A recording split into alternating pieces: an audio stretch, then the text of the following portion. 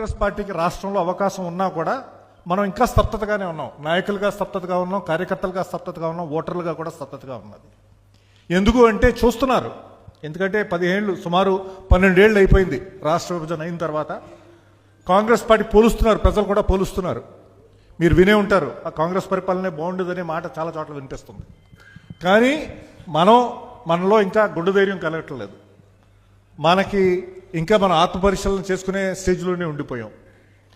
ప్రజలు స్వాగతం పలకడానికి సిద్ధంగా ఉన్నారు, మనం ఇంకా పుంజుకోవాలి.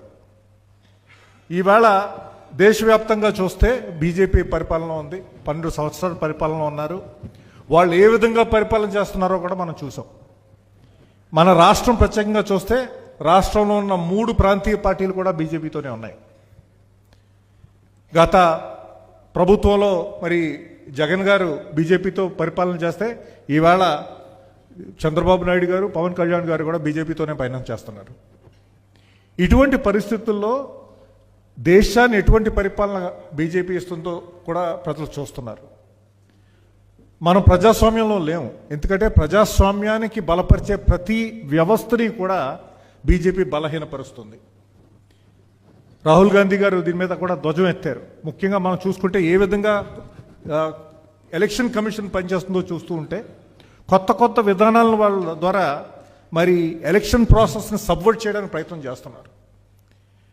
ఏ విధంగా స్టార్ట్ చేశారంటే ఎలక్షన్ కమిషన్కి సెలక్షన్ ప్రాసెస్లో ప్రధానమంత్రికి, లీడర్ ఆఫ్ అపోజిషన్కి, చీఫ్ జస్టిస్ ఆఫ్ ఇండియాకి కూడా పాత్ర ఉంటే వాళ్ళు ఒక ఆర్డినెన్స్ తీసుకొచ్చి చీఫ్ జస్టిస్ ఆఫ్ ఇండియా పాత్రను తొలగించి ప్రధానమంత్రి గారు, ఒక క్యాబినెట్ మంత్రి, లీడర్ ఆఫ్ అపోజిషన్ పెట్టారు. అక్కడే మ్యాచ్ ఫిక్సింగ్ అయిపోయింది. ఆ విధంగా చీఫ్ ఎలక్షన్ కమిషన్ నిర్ణయిస్తున్నారు. తర్వాత ఈ స్పెషల్ ఇంటెన్సివ్ రివ్యూ అని స్టార్ట్ చేసి వాళ్ళకి నచ్చని ఓటర్లను తీసేస్తున్నారు.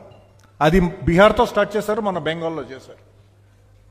ఈ విధంగా వ్యవస్థల్ని బలహీనపరుస్తున్నారు. సుప్రీంకోర్టుని ఇన్ఫ్లుయెన్స్ చేయడానికి చూస్తున్నారు.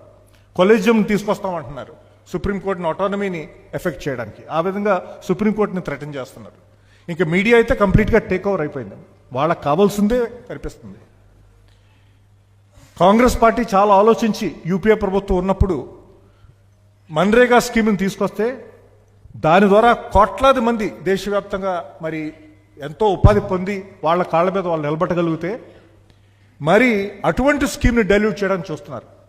40% ఖర్చు రాష్ట్రాలు భరించాలంటున్నారు. అంతకుముందు కేంద్ర ప్రభుత్వం ఇచ్చేది మొత్తం అంతాను. ఈ విధంగా మనం తలపెట్టిన మంచి స్కీమ్లన్నీ కూడా వాళ్ళు బలహీనపరిచి మరి ప్రజల్ని డైరెక్ట్గా ఎఫెక్ట్ చేస్తున్నారు.